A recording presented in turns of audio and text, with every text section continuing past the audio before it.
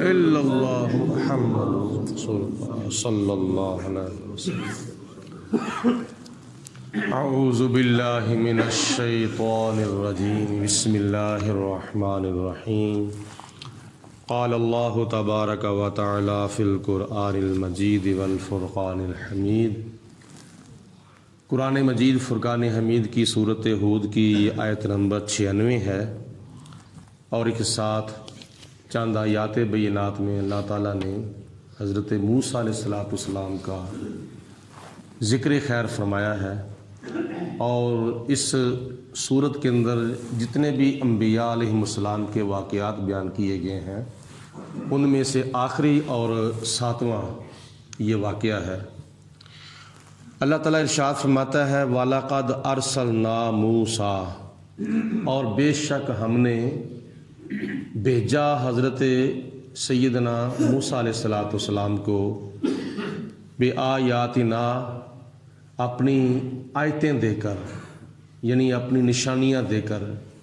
نشانیوں سے مراد حضرت موسیٰ علیہ السلام کو معجزات دے کر بھیجا تھا، نبوت، رسالت، اور آپ کا عصا مبارک اور ہاتھ کو بغل میں ڈال کر باہر نکالنے کے بعد اس کا چمکنا، دریائے نیل کے اندر راستہ بن جانا وغیرہ وغیرہ، یہ معجزات دے کر اللہ تعالیٰ نے موسیٰ علیہ السلام کو بھیجا۔ اور وسلطان مبین، اور کھلم کھلا اختیار اور کھلم کھلا غلبہ دے کر بھیجا۔ اور بھیجا کن کی طرف تھا؟ الی فرعون، فرعون کی طرف، یعنی دعوت اسلام لے کر حضرت موسیٰ علیہ السلام اللہ تعالیٰ کی طرف سے فرعون کی طرف آئے۔ فرعون چونکہ سرکش، ضدی، ہٹ درم، طاغوت، منکر اور خدائی کا دعویٰ کرنے والا، اس کی طرف حضرت موسیٰ علیہ السلام اللہ کا سچا پیغام لے کر آئے۔ وَمَلَئِهِ، اور اس کے درباریوں کی طرف بھی، یعنی جتنے بھی اس کے سردار تھے، جتنے بھی اس کے درباری تھے، اس کی طرف، ان کی طرف بھی حضرت موسیٰ علیہ السلام اللہ کا پیغام لے کر آئے۔ فَاتَّبَعُوا أَمْرَ فِرْعَوْنَ، تو اس کے جتنے بھی حواری، جتنے بھی اس کے درباری تھے، جتنے بھی اس کے سردار تھے، انہوں نے فرعون کے حکم کی اتباع کی، جب کہ فرعون جھوٹا تھا اور جھوٹی خدائی کا دعویٰ کرتا تھا اور اپنے آپ کو سجدہ کرواتا تھا، تو اس کے درباریوں نے موسیٰ علیہ السلام کا حکم ماننے کی بجائے فرعون کی انہوں نے اتباع کی۔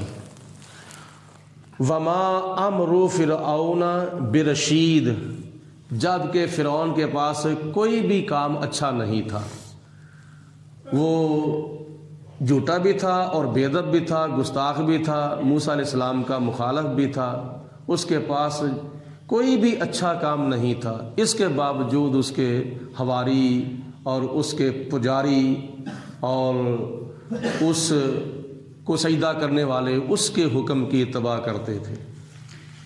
اللہ تعالیٰ ارشاد فرماتا ہے یقدم قومہ، فرعون جو تھا وہ آگے آگے ہوگا یوم القیامت، قیامت کے دن، یعنی اپنے حواریوں کے اور اپنے پجاریوں کے، اپنے سرداروں کے، اپنے درباریوں کے آگے آگے ہوگا۔ محشر کا میدان ہوگا، قیامت کا دن ہوگا، اس کے جتنے بھی فرعونی ہیں وہ سارے کے سارے اس کے پیچھے ہوں گے، وہ ان کے آگے ہوگا۔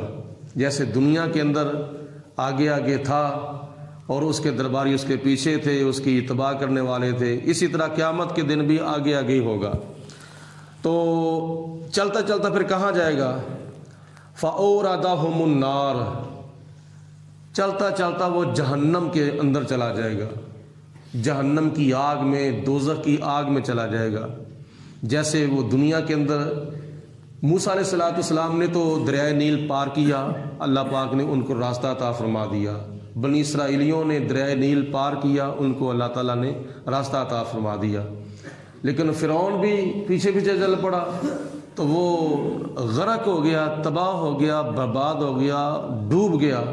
تو اس کے جتنے بھی فرعونی تھے، جتنی بھی اس کی فوجیں تھیں، وہ بھی دریائے نیل کے اندر غرق اور تباہ و برباد ہو گئیں۔ اسی طرح قیامت کے دن بھی جب محشر کے میدان میں فرعون چلے گا، آگے آگے ہوگا، اور اس کے سارے فرعونی جتنے بھی ہیں وہ سارے اس کے پیچھے ہوں گے، چلتے چلتے فَأَوْرَدَهُمُ النَّارِ، وہ سارے کے سارے جہنم میں چلے جائیں گے۔ وَبِئْسَ الْوِرْدُ الْمَرْدُودُ، اور وہ کتنا برا ٹھکانہ ہوگا، کتنی بری جگہ ہوگی جہاں فرعون اور فرعونی جا کر گر جائیں گے۔ دنیا کے اندر اور آخرت میں اللہ تعالیٰ نے اس کو دیا کیا؟ وَأُتْبِعُوا فی ہذہ لعنۃ، اللہ فرماتا ہے دنیا کے اندر ہم نے اپنی لعنت فرعون کے پیچھے لگا دی، آگے آگے فرعون، پیچھے پیچھے اللہ تعالیٰ کی لعنت، اللہ کے فرشتوں کی لعنت، اللہ کے نبیوں کی لعنت، اللہ کے پیاروں کی لعنت۔ دنیا کے اندر وہ آگے آگے اور لعنت اس کے پیچھے پیچھے۔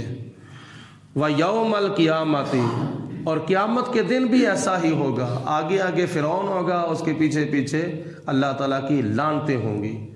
اور لعنت جب کسی کے اوپر پڑتی ہے تو اس کی شکل بھی تبدیل ہو جاتی ہے، اس کے اوپر عذاب بھی آتا ہے، اللہ کا قہر نازل ہونا یہ اللہ کی طرف سے لعنت ہے، اللہ کی طرف سے پھٹکار نازل ہونا یہ اللہ تعالیٰ کی طرف سے لعنت ہے۔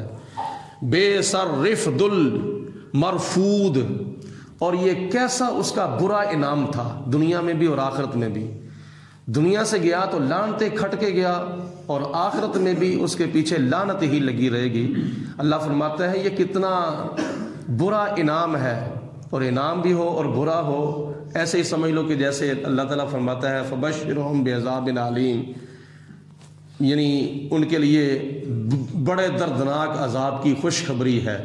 خوشخبری تو ہوتی ہے اچھے انعام کی، تو عذاب کی خوشخبری تو نہیں ہوتی۔ یہ اللہ تعالیٰ کی ذات بابرکات نے بطور طنز، جس طرح مثال کے طور پر کوئی بندہ یہ کہے چلو میں تمہیں فلاں جگہ پہ ملوں گا، یہ ملاقات کا ایک پہلو ہے۔ اگر کوئی دوسرے انداز میں کہے چل ہاں ذرا تم فلانی تھا تو میں ملاں گا، تو اس کے اندر دھمکی ہے، لفظ ایک ہی ہے لیکن انداز کا فرق ہے۔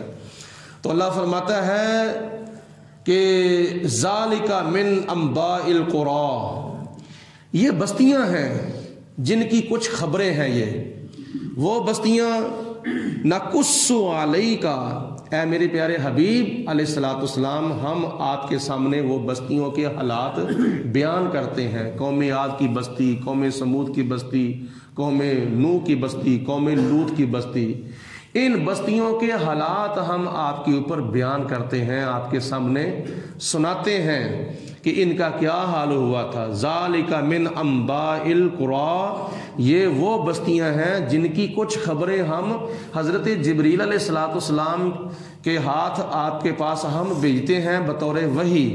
نقص علیک منہا قائمۃ، ان میں سے کچھ بستیاں ہیں ایسی کہ جو ابھی تک موجود ہیں بطور عبرت حاصل کرنے کے لیے، سبق حاصل کرنے کے لیے، جیسے قوم عاد کی بستی ہے، قوم سمود کی بستی ہے، وہ تباہ و برباد بھی ہو چکی ہے لیکن اس کے کھنڈرات جو ہیں وہ ابھی نظر آ رہے ہیں، یعنی ان کی تباہی و بربادی کے جو آثار ہیں وہ نظر آتے ہیں۔ اللہ پاک آثار کو باقی رکھتا ہے تاکہ آنے والے لوگ جو ہیں وہ اس جگہ کو دیکھیں اور خیال کریں کہ یہ وہ جگہ ہے جہاں اللہ تعالیٰ کی ذات نے عذاب بھیجا تھا، قہر بھیجا تھا، غضب بھیجا تھا، جس کی وجہ سے یہ بستیاں تباہ و برباد ہو چکی ہیں، اور ان کے کھنڈرات اور ان کے آثار جو ہیں وہ ابھی نظر آ رہے ہیں تاکہ لوگ آنے والے سبق حاصل کریں۔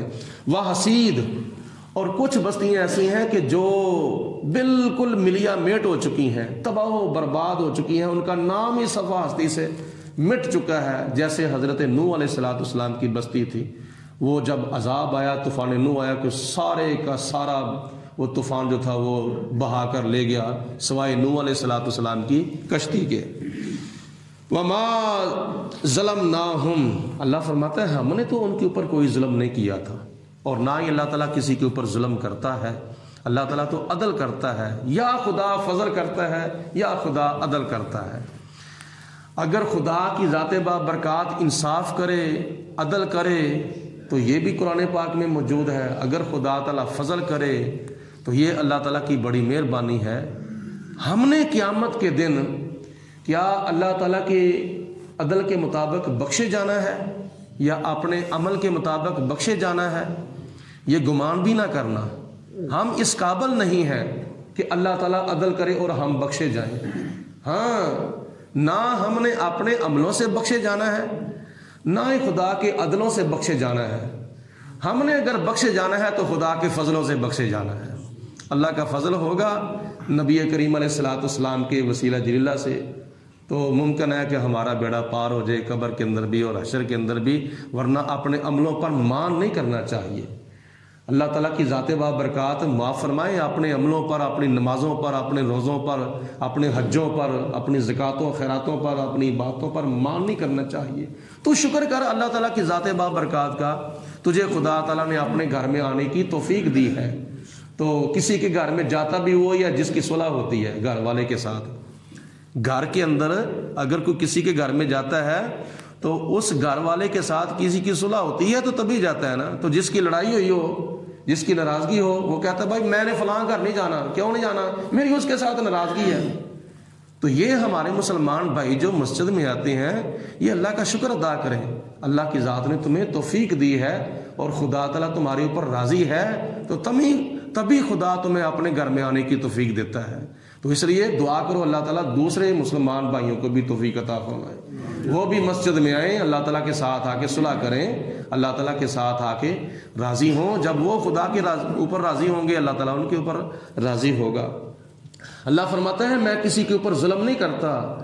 قیامت کے دن بھی خدا تعالیٰ کسی کے اوپر ظلم نہیں کرے گا، حتیٰ کہ کسی کافر پر بھی خدا قیامت کے دن ظلم نہیں کرے گا۔ وَلَٰكِن ظَلَمُوا أَنفُسَهُمْ، لیکن انہوں نے تو اپنے آپ کے اوپر خود ہی ظلم کیا تھا۔ وہ خود ظالم تھے، اپنی جانوں پر جو ظلم کرتے تھے وہ خود ہی ظلم کرنے والے تھے۔ ہم نے تو ان کے اوپر ظلم نہیں کیا۔ اگر ہم نے ان کے اوپر عذاب نازل کیا ہے تو ان کی کرتوتوں کی وجہ سے ہم نے عذاب نازل کیا ہے۔ قوم عاد، قوم سمود، قوم لوط، قوم ہود، قوم نوح پر اللہ تعالیٰ ارشاد فرماتا ہے فما اغنت عنہم آلہتہم، اور ان کے جو بت تھے ان کو کوئی فائدہ نہ دے سکے۔ وہ جو فرعونیوں کے بت تھے جن کی وہ پوجا کیا کرتے تھے، فرعون بھی خدا تھا اور فرعونیوں نے اپنے خدا بھی بنائے ہوئے تھے بتوں کی شکل میں۔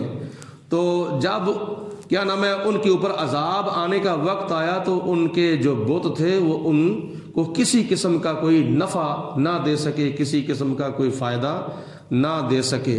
اللاتی یدعون من دون اللہ من شیء، جن کی وہ اللہ کے سوا پوجا کیا کرتے تھے، کچھ بھی ان کو فائدہ نہ دے سکے، کیونکہ ان پجاریوں، بتوں کے پجاریوں کا یہ عقیدہ تھا کہ جب کوئی مصیبت آتی ہے تو یہ ہمیں فائدہ دیتے ہیں اور مصیبتوں کو دور کرتے ہیں۔ تو جب انہوں نے توقع کے خلاف آگے نتیجہ دیکھا بتوں میں، تو اللہ تعالیٰ ارشاد فرماتا ہے لما جاء امر ربک، اے میرے حبیب علیہ السلام جب ان کے اوپر اللہ کا عذاب آیا، وما زادوہم غیر تثبیت، پھر ان کی ہلاکت میں اضافے کے سوا انہوں نے کچھ بھی نہ کیا۔ تو یہ ان کا وہ غلط عقیدہ تھا، غلط نظریہ تھا جو وہ اختیار کرتے تھے۔ تو جناب موسیٰ علیہ السلام نے تو ان کو پیغام دے دیا تھا کہ کانوں کی کھڑکیاں کھول کے سن لو، پوجا کی لائق ایک خدا ہے، یہ نہ فرعون پوجا کی لائق ہے اور نہ تمہارے بت پوجا کی لائق ہیں۔ اللہ تعالیٰ کے پیارے نبی حضرت موسیٰ علیہ السلام نے یہ اللہ تعالیٰ کا پیغام ان کو پہنچا دیا، اور یہ بڑی جرأت مندی ہے۔ فرعون ہو، بڑا بادشاہ ہو، اس کے پاس فورس بھی ہو، پولیس بھی ہو، رضاکار رانہ قوت بھی ہو، افرادی قوت بھی ہو، اسلحہ بھی ہو، جنگی ساز و سامان بھی ہو، تو تنہا موسیٰ علیہ السلام یا ان کے بھائی حضرت ہارون علیہ السلام، تو یہ فرسٹ ٹائم جا کے اس کو دعوت دینا یہ بڑی جرأت مندی کا معاملہ ہے۔ تو اللہ تعالیٰ نے اپنے نبیوں کو جرأت عطا فرمائی ہے۔ تو اللہ تعالیٰ کے نبیوں کہ مشن کے اوپر عمل کرنا چاہیے، جیسا کہ حدیث پاک میں نبی پاک علیہ السلام نے فرمایا ہے العلماء ورثۃ الانبیاء، علماء جو ہیں یہ اللہ کے نبیوں کے وارث ہیں، یعنی جو اللہ کے نبیوں نے ڈیوٹی دی تھی، حضور علیہ السلام نے فرمایا ہے علماء امتی کا انبیاء بنی اسرائیل، میرے کلمہ پڑھنے والے علماء، میری امت کے علماء اس طرح ہی ہیں جیسے قوم بنی اسرائیل کے نبی تھے، اور جیسے وہ ڈیوٹی دیتے تھے اس طرح یہ میری امت کے علماء جو ہیں یہ ڈیوٹی دے رہے ہیں۔ حجۃ الوداع کے موقع پر نبی پاک علیہ السلام نے آخر پہ ایک بات ارشاد فرمائی تھی کہ اے میرا کلمہ پڑھنے والوں، جو تمہارے اندر موجود ہیں میدان عرفات میں تمہیں بتا رہا ہوں کہ جنہوں نے اپنے کانوں سے میری باتیں سن لی ہیں انہوں نے تو سن لی ہیں، لیکن جو نہیں آ سکے یہ میری باتیں ان تک پہنچا دو۔ وہ 1.25 لاکھ صحابہ کرام جو میدان عرفات میں حجۃ الوداع کے موقع پر حضور علیہ السلام کے سامنے حاضر تھے، انہوں نے پھر حضور علیہ السلام کی باتوں کو پوری دنیا کے اندر پھیلایا، اور ان کی تبلیغ کرنے کا نتیجہ یہ ہے کہ آج پوری دنیا کے اندر تقریباً 2.25 ارب کون ہے جو لا الہ الا اللہ محمد رسول اللہ صلی اللہ علیہ وسلم پڑھتے ہیں۔ 1.25 لاکھ 1400 سال پہلے تقریباً 1.25 لاکھ صحابہ کرام تھے، اور آج پوری دنیا کے اندر حضور علیہ السلام کا کلمہ پڑھنے والے تقریباً 2.25 ارب کے لگ بھگ ہیں۔ تو یہ صحابہ کرام کی جو ڈیوٹی نبی پاک علیہ السلام نے لگائی تھی انہوں نے وہ پوری دی ہے۔ تو آپ بھی اس معاملے میں اپنا کردار ادا کریں، مسجد میں خود بھی آئیں اور اپنے دوسرے احباب کو، محلہ داروں کو، اپنے بچوں کو، اپنے بھائیوں کو بھی ضرور بر ضرور نیکی کی دعوت دیا کریں۔ فجر کی نماز کے ٹائم، جمعے کی نماز کے ٹائم، درس قرآن کے لیے اور کوئی فنکشن ہو تو جب خود آؤ تو پھر اپنے دوسرے ساتھیوں کو بھی ضرور بر ضرور دعوت دیا کرو۔ آگے کو مانے نہ مانے، عمل نہ کرے اس کی مرضی ہے، لیکن تمہیں تو کہنے کا ثواب مل جائے گا نا۔ ہمارے حضور قبلہ عالم فرمایا کرتے تھے جو سیکھا ہے سب کو سکھاتے چلو، دیے سے دیے کو جلاتے چلو۔ تو یہ مہینہ حضرت سیدنا غوث اعظم شیخ عبد القادر جیلانی رضی اللہ تعالیٰ عنہ غوثوں کے غوث کے وصال کا مہینہ ہے، ربیع الثانی، جس کی